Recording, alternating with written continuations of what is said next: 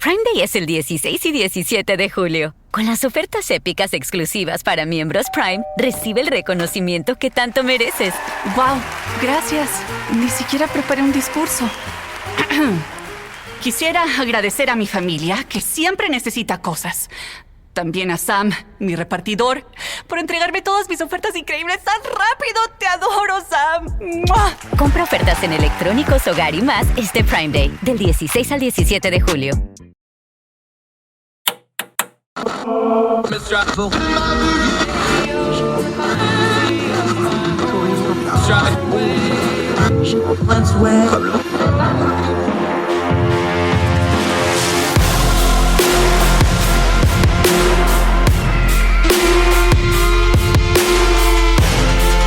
your host, Andrew Donaldson.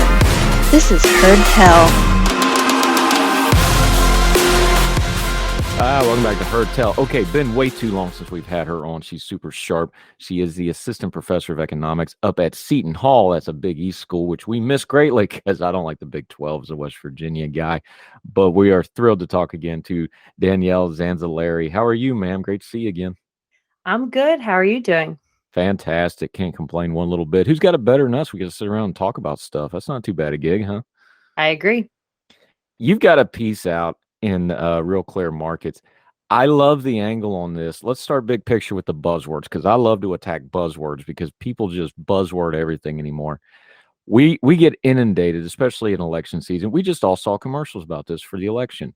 Main Street versus Wall Street, right? Like there's all the people in the stock market and then there's all the right. The problem with it is that ain't true, because consistently from 1991 to 2021, the last data we got, it bounces around a little bit, but between 55 and 60% of Americans have some kind of stock or some kind of something. And then if you want to include passive stock like IRAs and 401ks, that number goes up even higher. That trope just doesn't hold true, does it? That it's stock market versus, regular people on Main Street versus Wall Street. It's a lot more complicated than that, isn't it? I agree. It's much more complicated than the Main Street, Wall Street. It also tries to have this dichotomy that you're either or, and you can't be both. And you talk about that a little bit, but let's get an elephant out of the room right now. People think of that don't invest, and even some people that do invest, the smart investors anyway, they think of the stock market as being risky or a risk or dangerous. And we're now living in the paradigm of, we just had things like the FTX debacle where the new Bitcoin stuff collapsed very spectacularly, and it's going to be a messy story for a long time. The truth of the matter is, other than 3 or 4 times in the last 100 years, which granted it was really bad, stock market's pretty stable stuff. Yes, investing's kind of the ticket to retirement. It's hard to put money under your mattress or in a bank earning very little interest and hope to retire, especially with the way inflation's been going. If you invest in S&P 500 from 1970 to 2020, the average return was about 10% a year. So if you do nothing over a long period of time, you can end up doing quite well in the stock market. Yeah, Danielle Zanzalari joining us, economist, explaining this stuff so well, even I can understand it. So that begs the question, and kind of the core of where your piece is going to go here, though, is even though anybody can buy a stock theoretically, there's still some gatekeeping involved here. There's some regulatory things to here. It's not just money. Somebody that has $10 or $20 in their pocket just going and buying a stock. And that's kind of where you start with this piece and your take of, hey, if this is the path to financial freedom, financial independence, especially retirement type stuff, we want as many people as possible doing this, but the system isn't really set up to help that, is it? Correct. So as of right now, there's a definition called accredited investor. And so the SEC makes a rule that says, unless you make more than $200,000 a year or $300,000 a year with a spouse, or have a net worth over $1 million, or have a specialty financial trading kind of certificate, Series 7, 65, or 82, unless you have those things, you can't invest in a lot of deals. So for example, if you want to be a partial owner of a very big apartment complex, well, unless you are an accredited investor, you can't do that. So unless you have $100 million and you could do this on your own, likely you're going to have to kind of be partaking in a small investment with a number of other investors. But actually the SEC says you can't do that unless you are wealthy. And the reason that they say, and this is their actual wording, it is they want to ensure that all participating investors are financially sophisticated and able to fend for themselves or sustain the risk of loss. Well, I mean, that sounds great on paper, but the problem with it is the things you just laid out, 200,000 a year or 300,000 with a spouse, got to be under net worth 1 million. That's 90% of Americans. So you talk about the 1% or the 10% wealthiest. This is literally the 10% wealthiest now if you have this standard. Yeah, and the thing that the SEC is saying they want to prevent is people from losing their money. They want you to be financially sophisticated to invest in this. But their definition actually has nothing to do with understanding finance. They're basically saying the wealthy is financially sophisticated and the middle class and lower class are financially stupid. And we know that's not all the case, right? You could be a 21-year-old college kid with an excellent software engineering background in tech, and maybe you make $200,000 or more your first year. Does that person have a much more financially sophisticated background? The SEC under this rule would say yes, even though maybe someone who's 45 have been budgeting and investing for 20 plus years and able to live and invest, not financially sophisticated because their income's not over $200,000. So their definition here is pretty gatekeeping, as you said earlier. And it's not really getting at the root of the problem. If they're really trying to be benevolent and care about investors and want them to actually be financially educated, then that's what they should be doing, financially educating them, not prohibiting them from experiencing things because they're not wealthy. Right. Danielle Zanzalari joining us. This Regulation D thing, though, because this gets into some nomenclature, so we don't lose anybody. So let's do the nomenclature real quick. This Regulation D affects how banks and credit unions classify the accounts. The problem here is this is actually a very old regulation. It is periodically updated. It had a major revision in 2013. Recently, the Federal Reserve Board did kind of tweak this a little bit because they acknowledged, look, COVID-19, we need to look at this again. What is it about this Regulation D? I know we talked about kind of the gatekeeping aspect of it. What is it and why does it need to be tweaked so much, do you think? Well, there's kind of a lot of subsets under Regulation D. So it's probably too much to actually talk about just all at once. But there's a lot of rules kind of protecting the consumer, or so to speak, protecting the consumer under Regulation D, what banks are and are not allowed to do. And so this tends to be a big focal point. I mean, one of the main points of my particular article that you referenced is that one of the House Republicans, Patrick McHenry, who's on the House Financial Services Committee, he mentioned prior to the election that, he wanted to expand the accredited investor definition to include more people. So, what I would like to see is, let anybody invest. It's their money. We don't need the government to tell people what they're allowed to do or allowed to risk for an investment, or at least I'd like to see a little bit more freedom in that aspect. But what they're proposing is that anyone who invests over 10% of their annual income or net assets, then they could be allowed to do these things. And just to give you a sense of what some of these investments are, like I said, it's hotels, offices. For example, my husband and I are officially an accredited investor. So we went through a platform called CrowdStreet. It's a real estate crowdfunding platform, and they offer deals from these mega real estate companies that are huge names. You might know of them. And we own a bit of a hotel, a little sliver of a hotel in Dallas. Now, we are not wealthy enough to afford an entire hotel, but we can contribute some money towards this hotel and have a sliver of that. With the way the S&P 500 and the stock market in general is doing this year, it's not doing quite well, but real estate has been doing quite well. And this is a way for us to kind of help out our returns. But the problem is everyday people can't do this unless their income's over those thresholds, or they have more assets, or they have some sophisticated financial licensing. And so you're leaving out people who could maybe invest in this that otherwise can't because of this definition. And for example, my husband and I are considering a deal right now for an office in Miami. Now, again, we're very small time investors, but it allows us to get exposure to real estate that we might otherwise not get.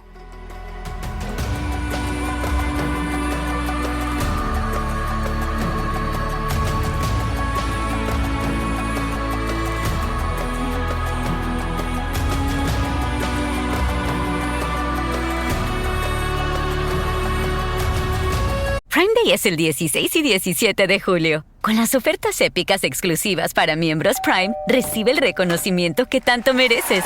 ¡Wow! Gracias. Ni siquiera preparé un discurso. Quisiera agradecer a mi familia, que siempre necesita cosas. También a Sam, mi repartidor, por entregarme todas mis ofertas increíbles tan rápido. ¡Te adoro, Sam!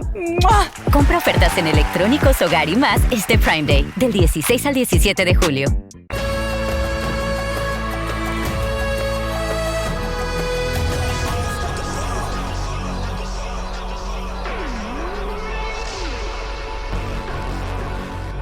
Yeah, Danielle Zanzalari joining us. You mentioned it in your piece. I think the definitions have changed some too, and the regulations aren't keeping up because, like, real estate syndicate, ooh, that sounds kind of scary.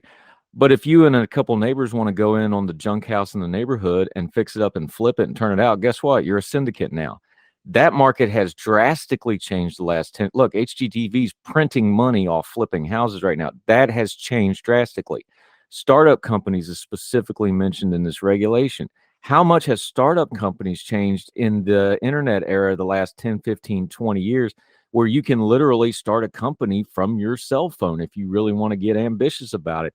How much of this is just kind of regulation creep, and the technology and the environment and the culture has changed so much faster that this is not only, not applicable, it's almost archaic.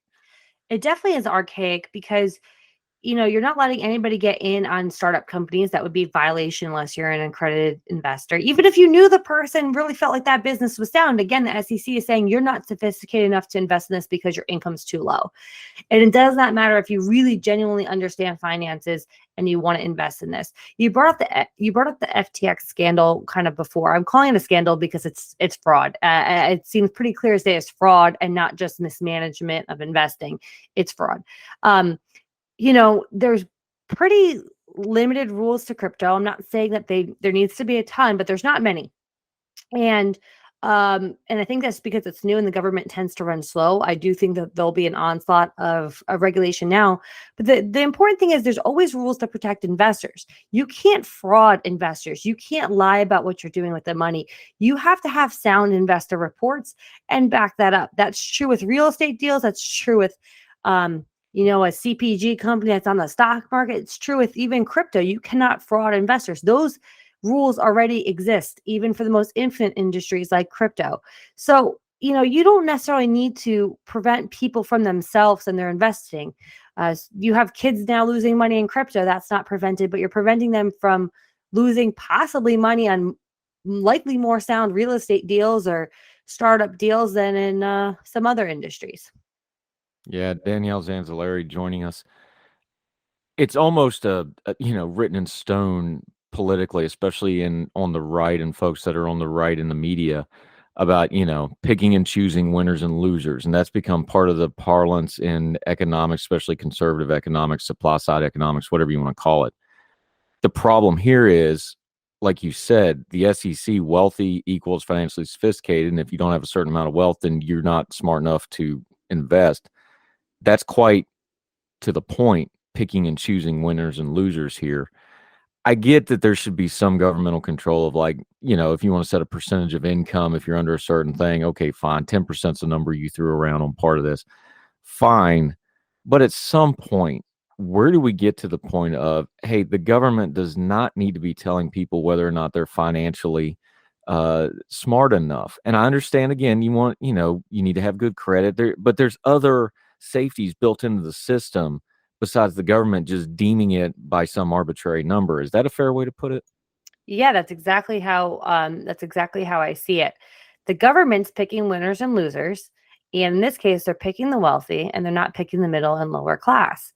And I mean, look, everybody can get a tax, can have a capital gain tax loss. They could take $3,000 investment loss per year against their adjusted gross income and reduce their taxes. But actually, real estate provides more tax breaks. So remember I mentioned I was on some a hotel deal in Dallas. Well, because of depreciation, we got to write off more in our taxes last year. Why? Because we were involved in real estate. Can other people who weren't in that deal, again, deduct from their taxes? Likely not. So there's these it provides an unfair advantage to the wealthy. There's less competition for funds. The wealthy can keep competing for these deals and get bigger and bigger, but the everyday person cannot. Another thing is, like I mentioned CrowdStreet because it's one of the real estate platforms for accredited investors. The minimum amount of money to invest is about $25,000 typically in a deal. So while that might be a lot to invest for someone in any given year, you can also make a lot of these investments through an IRA or a Roth IRA. So for example, if you have a Roth IRA and someone who's, let's just say, been contributing, let's say $5,000 to their IRA in any specific year for 10 years, they're going to have $50,000 in their IRA. They can go ahead, if they meet the accredited investor definition, invest in these deals. So you don't actually have to have private money to do this. You could actually use your retirement money and put it towards these potentially high returning deals or above average return deals. And if you're in a Roth IRA, you don't pay taxes on what you earn. The wealthy have been doing this for a long period of time. But unfortunately, it's not available to the middle and lower class. Yeah, Danielle Zanzalari joining us. Let's do some grown folk talk here real quick, though, why that is. Why is it okay for your IRA and those folks to do these investments on your behalf and not okay for you to do it individually? There's a massive industry of financial advisors. Look, I want everybody to eat and feed their family. I'm not disputing their industry here, but those folks have lobbyists and the banks like working through them. This pay for your, whoever's managing your IRA to do it or a financial manager to do it, but you can't do it, even though in some cases it could be the same thing because you can't call your financial advisor up and dovetail your IRA depending on what time you have. That's a big part of this because then you get lobbying involved. And look, there's two ways to fix this. It's going to be a regulatory fix or a legislative fix. And when you've got a lobbying arm like the financial service industries, that's going to make the legislative fix infinitely harder to do. I completely agree. I mean, that's kind of a broader question, how lobbying really influences politics here. And I absolutely that's everybody, not just finances. But yeah, that's exactly what I'm trying to say. Yeah. That kind of brings up your earlier, or your first argument, which was Main Street versus Wall Street. I think a lot of times people paint the financial industry as always money hungry and not caring about investors. And I actually really don't think that's true. I mean, while I'm faculty now and do a lot of work in financial regulation and on banking, I also worked at both the central bank and a private bank. And there's plenty of people that want to do the right thing and genuinely care about people and having a sound financial system. Not everybody's, out for themselves. But I think that you do sometimes have to blend Main Street with Wall Street, so to speak. And this rule keeps them separated. Again, you want Main Street to be able to, grow and advance in classes. And one of the things that I mentioned that this piece actually came out right on election day, and I made a mention that, hey, if Republicans gain control of Congress or at least one of the houses, this might advance, and this is great for investors, right?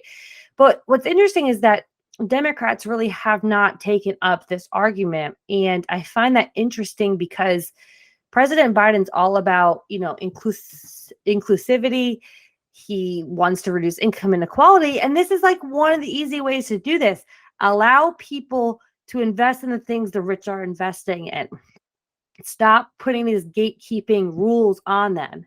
The SEC says, hey, we don't want people who are unsophisticated financially to do this, but really it's the SEC who's unsophisticated.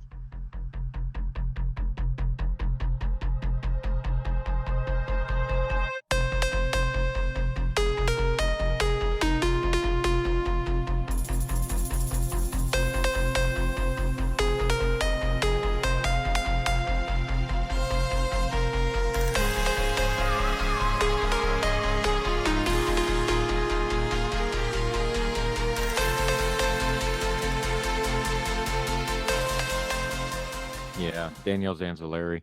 One last way to put a bow on this, because look, economics is always tough to talk about because, it's numbers and data points and it's a lot of, big terminology. Part of the investing thing, let's just put this on a real level for a second. If you got somebody that makes $40,000 or $50,000 a year, to the SEC, a couple $100 or $1,000 return on an investment, that barely gets noticed by the bureaucracy.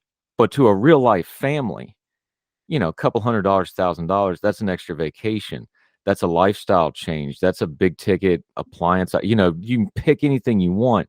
that's meaningful money to people if they could be able to invest at a low level. And yeah, the upper ups would all be like, oh, that's not that much money. A couple $100 is a lot of money to people, especially in an economy. We've got the data now where very few people have $500 on hand cash for an emergency. This seems like one of those areas where if you could open up the floodgates for some small time investments, it would actually have a meaningful impact to a wide swath of people, like you just talked about equality. Look, everybody could use a couple hundred extra dollars. This seems like one way to maybe let people do it, even if there's a little bit of risk attached. At least they'd have the option of doing it. Right. I'm all about options. I believe in individual choice for these things. I mean, the individual investor can be involved in real estate, not just, buying and holding a property, which is not passive. And I'll scream that in the mountain. Owning your own rental business is not a passive way of income. It's a business. But there are ways to have a passive stream of income in real estate. You can own a share of a REIT, which is a mutual fund essentially that basically buys real estate properties. I'm not giving it the full definition, but that's essentially what it is. So you have exposure. It trades in like the stock market, so you can easily, access this was $50 or $100 a share.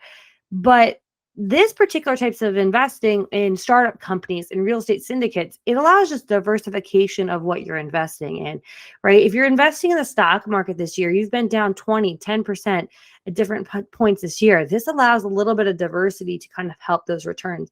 And like you said, Andrew, it doesn't matter if it's $100 gain, $1,000 gain. It's a gain. It's a gain towards retirement. It's a gain towards your lifestyle.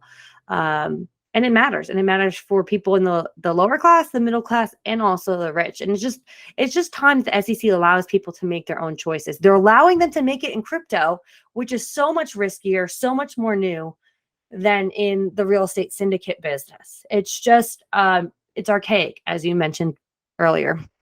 Yeah.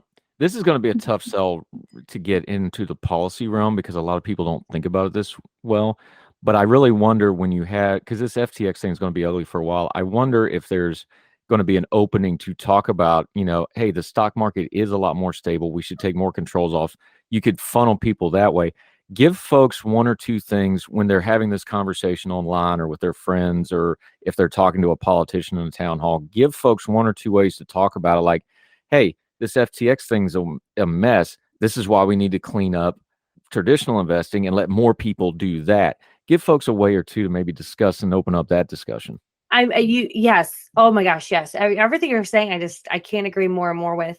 If people are looking for outside returns, well, crypto could provide it, but it could also provide outsized downturns for your portfolio. But a real estate syndicate, while it might provide a little bit higher returns and it could fall, it's much more stable and sound than a brand new company. But I mean, the thing with what's happening with FTX is it's really sad for investors because they got actually frauded out of their money. And it's exposed a whole lot of issues, how some of these very smart tech guys can kind of go around accounting practices and no one even notices, not even auditors, not of the company, but it's fraud. And I think it's going to actually shed a bad light because people are going to be looking for more regulation. Whenever there's a big downturn and loss of money, a lot of people cry that they need more protection. And that's the opposite of what I'd like to see the SEC do with the accredited investor rule. Danielle Zanzalari, we're going to have you back on more often because you're really good at this. Until we do, though, we're going to link to this whole piece. Hey, this is one of those too. There's a lot of link stuff inside the piece. You're going to want to link through all the links as well. Really get in, do a little homework on this because this is something you need to, like any good investment, make sure you're educating yourself. Read the whole thing for yourself. Make your own decision. It's in Real Clear Markets. Let folks know where they can keep up with you and what you have going on until we get you back on Heard Tell again, my friend. So probably the easiest place to get in touch with me is on Twitter, at D Zanzalari. It's just my first initial and then my last name.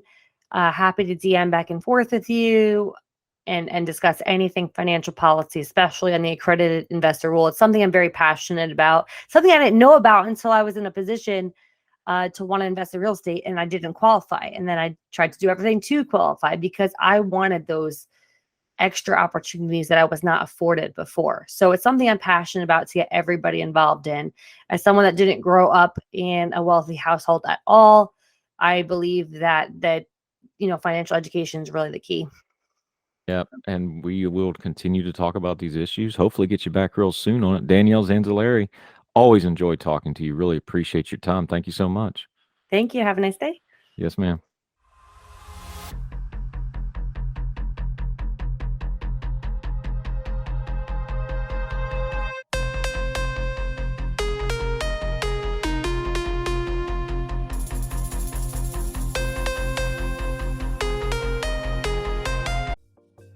Folks, if you've listened to the Heard Tell program, you've heard our friend Gabriella Hoffman, but you need to make sure you're checking out her podcast, District of Conservation. It's a podcast exploring the nuances of true conservation efforts from DC and beyond. From topic discussions to exclusive interviews with conservation and energy newsmakers, Gabriella keeps listeners appraised of the latest news stories while elevating important voices.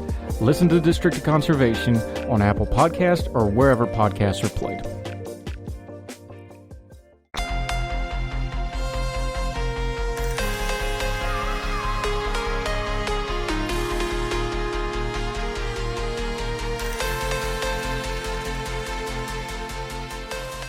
Welcome back to Heard Tell. Okay, new face to the program. Always enjoy doing this, but a very old issue. Matter of fact, as it goes in the history of mankind, this might be one of the oldest issues we have, finding enough water for everybody. We're very excited. Another Young Voices contributor. He's a writer out of this great state of Utah. Beautiful place. If you have never been, highly recommend you go. He works as communication outreach coordinator at the Utah Water Research Laboratory, and that's what we're going to focus on. Micah Safsten, how are you, sir? Thank you so much for joining us in the time. Thank you, Andrew, for having me. It's wonderful to be here. This is, everybody talks about East Coast media bias. This is something that really does have an East Coast, West Coast media bias to it. There's an absolute crisis going on with water in the West, and the Eastern media just doesn't cover it. I lived in Vegas for a couple of years. I've lived all over the country. When I lived in Vegas, though, it was very apparent. We all have seen the pictures of Lake Mead, and God, that was 12 years ago. It's half of what it was then. Just broad brush for a second. Why do you think this doesn't get covered wider nationally? Because this, I don't think crisis is even fair now. I think it's beyond crisis what's going on with water out in the Western states. Well, I think you mentioned the Eastern media bias, and I think that's probably some of it. If you come out here to Utah, it is covered pretty extensively. I think another reason is that it is abstract. Even for people who live here, it can be abstract. Now, I don't live particularly close to the Great Salt Lake. I see it at most once a month. And I don't see the low rivers, though I actually work right next to a river. It's hard to really see the crisis, because when I go to my kitchen, I turn on the tap and water comes out, and that's all I need water for. So it can be abstract, and that, I think, has contributed to it not being covered. But that's changing. It's becoming less abstract. You see those images, and they're pretty harrowing. It's unquestionable, and it largely has to do with, in fact, almost entirely has to do with the drought that we're in, and it's been going on for 20 years. And right now, the last year or so, it's worse than it's ever been. Yeah, Micah Safsten joining us. Let's do some nomenclature real quick, though, because people know Great Salt Lake. Well, they know the city, they know the ball team, they know probably a movie or two with it. You just mentioned it.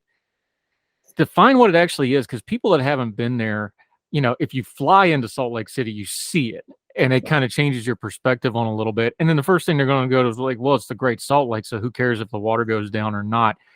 Talk about what this really is locally there in Utah, because it is endemic of the larger problem, but it is a unique ecosystem kind of worldwide in a lot of ways. Yeah, so the Great Salt Lake is unique in that it is a terminal lake. That means that there's no water that flows out of it. And that is, so all the water that leaves the Great Salt Lake leaves through evaporation. And what that means is that anything that flows into it, along with the water, that is like salt, but also pollutants, stay in the lake. They're there forever. And so when the water level goes down because of evaporation, those pollutants get left behind. And so what we're seeing is that we have these exposed lake beds, these very large exposed lake beds. As the water is receding, these poisonous, mostly metals, are in the dust that forms and then the wind blows that dust up into the air, and it's toxic. These are toxic chemicals in the air that then are released into large population centers. Most of the population of Utah lives within a short distance of the Great Salt Lake, and it's a huge threat.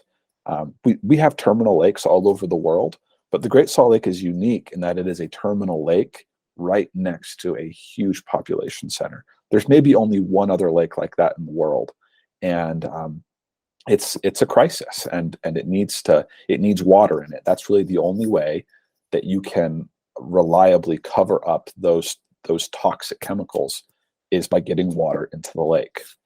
Yeah, Micah Safsten. Here's the thing, and you wrote about it in the Salt Lake Tribune. You were actually answering another op-ed that came before you. We'll link to both. Everybody read the whole thing, decide for yourself. That's the issue, though, is, okay, we need more water because we don't have enough water. How do we get more water? Or more to the point, who's in charge of getting more water in there? Now, obviously, that's beyond the average citizen, so there's going to be a government involvement here, but there's the crux of it. This is a long-running thing, especially in the American West, as far back as you want to go to the settlers, really. Who controls the water rights? We have states that still sue. We had a Supreme Court case not 2 cycles ago over water rights. This has been going on forever.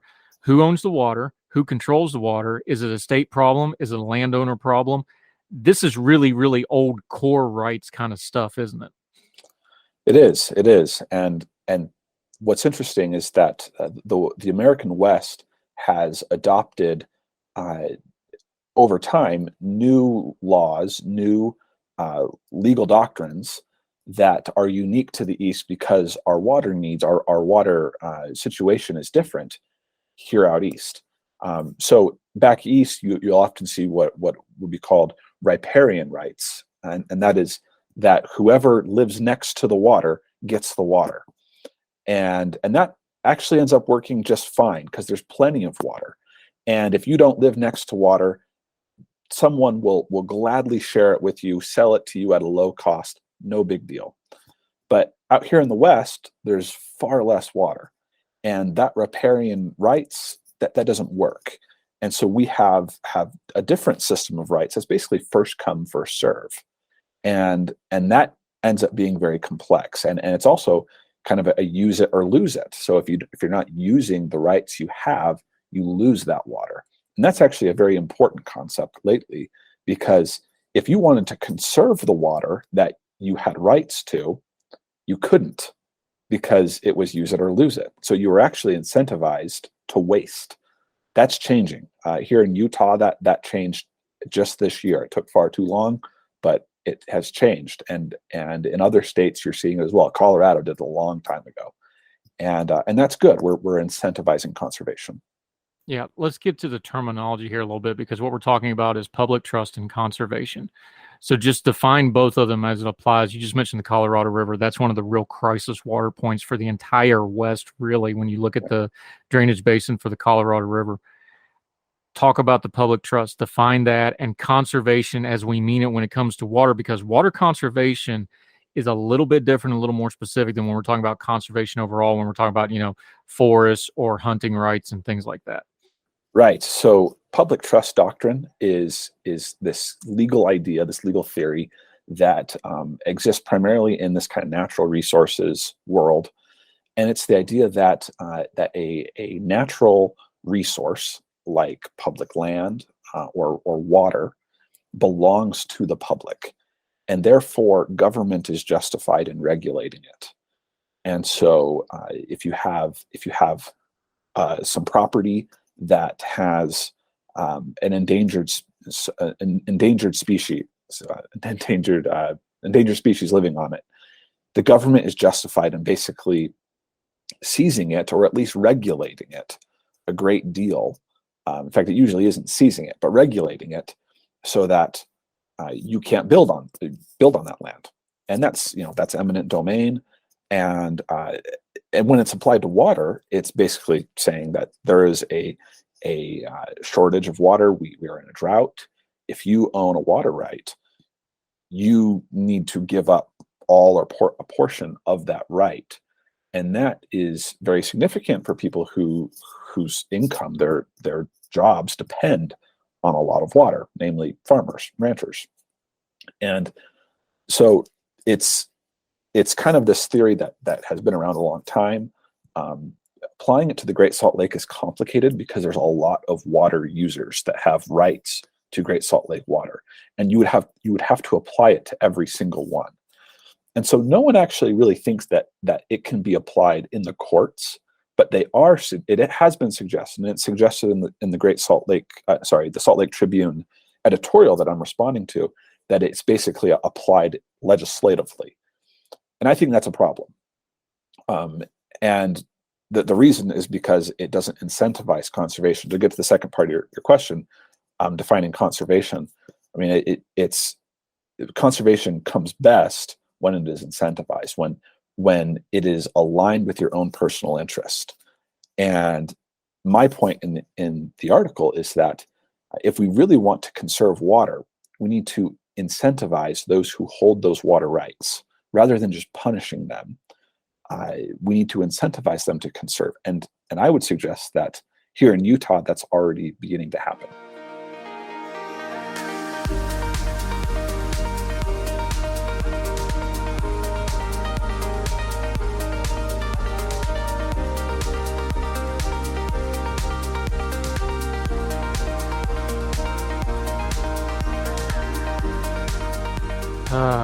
Micah Safsten joining us. It's not just the Salt Lake. We just mentioned the Colorado River. You also was writing over in Town Hall. The federal government gets involved. It gets even more complicated. And then the state's issues in this. The Colorado River Basin is ginormous. It's multiple states. The lower uses way more water than the upper, but all the water's in the upper. There's a lot of layers here. And you talk about when the federal government got involved to try to get everybody on the same page here. This is actually one of those situations where you would think, well, you got multiple states fighting. This is where the federal government needs to step in because that's kind of how the system's designed. But in this particular case, they kind of made it worse and not better. Now, they did a few things right, but overall, central planning a water system is turning out to be a quagmire in and of itself, and that's before you even get to the drought that is just showing no relent. Yeah, that's right. You put it perfectly. Central planning of water conservation, water management, is a mistake, because what it does is it kind of creates this disconnect between the decision makers and the ones who actually carry out the conservation. And so when the federal government, as more specifically the Bureau of Reclamation, told the 7 Colorado River Basin states that they had to create this plan to conserve water, what that then did is it then allowed each individual state to think of only of itself. It no longer had to consider the basin as a whole. It just said it basically was giving permission for each state to say, I just need to get as much of this water for myself or for our state as I possibly can. No longer had any incentive to actually work with the surrounding parties. If instead the federal government had just stayed out of it, individual states would have quickly seen how that intransigence would have actually made the problem worse. The state of Utah would have, for example, which actually is one of the probably uses less Colorado River water than most states in the basin, would have said, it's not in my best interest to try and hoard this water, because then nothing is going to be agreed to. Instead, what it would have been incentivized, along with the 6 other states, it would have been incentivized to work with those states and say, okay, Arizona and California are going to need more of this water than Utah, Wyoming, and Colorado. And it would have incentivized cooperation. Whereas now, with one big overarching authority that claims to be capable of solving the problem for everyone, there's no longer an incentive to work together. And we're seeing that. And I'm pretty doubtful that a big federal bureaucracy with little insight of what's happening on the ground is actually going to be able to solve this problem. Yeah, Micah Safsten joining us. This brings us right back to where we started, whether it's the Salt Lake or the Colorado River. States' rights, local rights, water rights, landowner rights, federal government. This is always going to be the puzzle involved here. You talk about it, we need to get the authority back to the local folks. How's that going to get done? Is it legislative? These have been in the courts forever. They're in the courts right now. We have states always suing each other over water rights. Is it going to be the courts? Is it going to be legislative? What's the path forward here? Because this crisis is getting worse, whether we like it or not. The water and the drought out west is getting worse, whether we like it or not. This is going to hit a crisis point before it hits an inflection point where people solve it, I think. I don't know if you agree with me. So what's the path forward? Legislative, courts, what do you think? I think the courts there's some hope there. A little bit of hope there. I'm less optimistic about Congress being willing and able to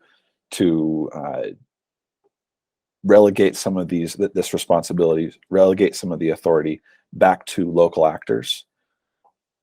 States I think states are where I have the most hope. State legislatures, states, particularly my home state of Utah, has done a great deal. Utah are especially focused on the Great Salt Lake because it's a very pressing issue. But when you look at the Colorado River Basin states, they also have a lot more incentive and appetite to work to solve this problem. Yeah, one last question for you. You left it, and we're going to have both these pieces in the notes. Make sure you read them both. We're also going to link to the editorial in Salt Lake Tribune that he's responding to. In fairness, you want to read that so you got the context. You brought up a great point earlier, and I want to round it off with this because this is how you ended your Salt Lake Tribune piece, is people choosing between their personal interests and conservation. This has always been the fight was, look, as long as the water's coming out of my tap, what do I care? But then they also want their states to be beautiful. And most people, when you ask them, they want, natural conservation in some form or fashion. How do we rhetorically, how do we on our social media, us, just the normal folks, not the policy wonks, how do we talk about this a little better so that we're moving the ball forward in our conversations, not just, using buzzwords in something that frankly is policy heavy and you can get in the weeds really quick and people can lose interest, but it's still very important. How do we talk about this better? Well, I think the first thing to understand is that the problem is going to have to be solved by the people who have the rights to the most water. In most of the Colorado Basin states, that's agriculture. That is where the problem is going to be solved. And so we need to be working with agriculture, not against it. And I understand that for many, they drive through Nevada, particularly Utah, Arizona, and Southern California, Nevada to a lesser extent. They drive through these states and they think, how on earth can we justify having a farm here? This is a desert, and it is a desert. And in many areas, farms are just not going to work. And it's true, there probably are too many farms, too much agriculture in the West. But to change that, we need to be working with the current paradigm. We're working with agriculture now, and finding ways to incentivize conservation. And there's a lot of that being done with the leasing of private water rights. States are Utah is spending an enormous amount of money to lease private water rights that then return to the Great Salt Lake. And that is a way that farmers can earn it, can make money, they can make a profit while still conserving water. We can also incentivize agricultural optimization, so using less water to grow more crops. There's a lot of space there. And so when we just talk about this, understand that it's not going to be solved by just getting rid of agriculture in one fell swoop, because that's not possible. That's not realistic. And so we need to find ways to change agriculture in West, not simply eliminate it. That's probably the biggest thing I see talking to people about this issue, is they just kind of are very quick to demonize agriculture. And I understand, but it's not going to simply be solved by just eliminating it in one fell swoop. It's not possible. Yeah, one fell swoop never works for anything, especially something as complicated as this, especially something that's as old a debate as mankind has, because we've always had to go looking for water since the first two guys fought over water. This is just kind of how it is. It's a new spin on it. Micah Safsten, really appreciate the time today. Let folks know where they can follow you and keep up with what you got going on until we get you back on Heard Tell again, because we're going to be talking about this more, because this isn't ever going to go away, I don't think. Sure. Yeah. You just follow me on Twitter. It's just at Micah R. Safsten. That's Safsten, Micah R. Safsten on Twitter, and you can find me there. So I post what I write. I typically write about water in the West and other natural resources issues and other things that are on my mind. Yep. He's another one of our great Young Voices contributor. His Twitter handle is on the lower third graphic if you're watching on the YouTube or on the Facebook feed with our Big Talker partner, Micah.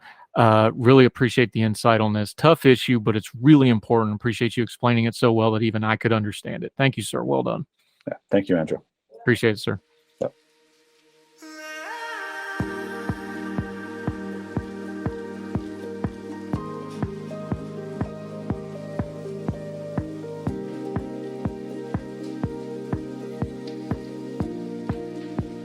Prime Day es el 16 y 17 de julio. Con las ofertas épicas exclusivas para miembros Prime, recibe el reconocimiento que tanto mereces. ¡Wow! Gracias. Ni siquiera preparé un discurso. Quisiera agradecer a mi familia, que siempre necesita cosas. También a Sam, mi repartidor, por entregarme todas mis ofertas increíbles tan rápido. ¡Te adoro, Sam! ¡Mua! Compra ofertas en electrónicos, hogar y más este Prime Day, del 16 al 17 de julio.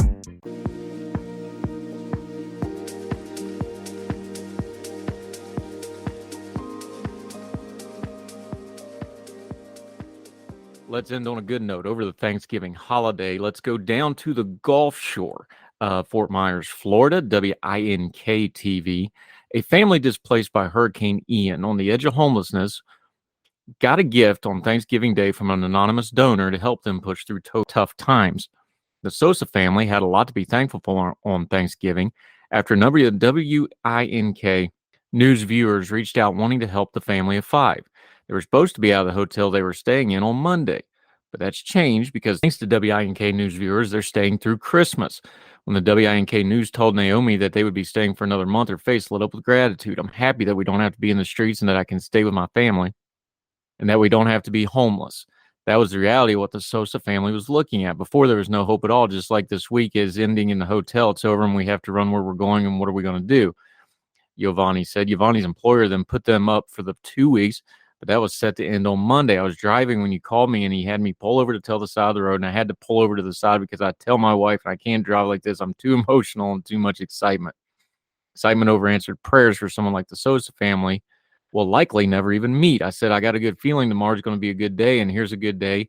Even though we can't see her, tell her that she's an angel, the angel that God sent to us, Giovanni said. The angel asked to remain anonymous, other than they did say it was a woman who wanted to help out and had been moved by the story. Knowing that there's somebody out there that is like he said, our angel coming to help us and actually feel our pain is like they know what we're going through, and it's truly a blessing, Heather said. Blessings were sent to the Sosa family when they needed them the most. Quote, it's the best thing we can ask for today. We might not have the big fancy dinner, but we have this news that we will have more time here. The couple taking care of the Sosas told WINK News it's their Christmas gift to themselves to be able to help others in need. Good little story there. Hey, you can help folks out. It doesn't have to be something fancy like this. I tell you all the time, something I try to do when I'm able to do. If you're just out eating at a restaurant or something, pick up the check for another table. Just tell the waitress, bring it to you. Keep it on the low key. They don't have to know about it. Do little things like that. Pay for the person's groceries in front of you in line once in a while. That's good. I've even had that come back to me where somebody behind me did it for me. Little things like this are good. It's good. Everybody wants to donate at Christmas.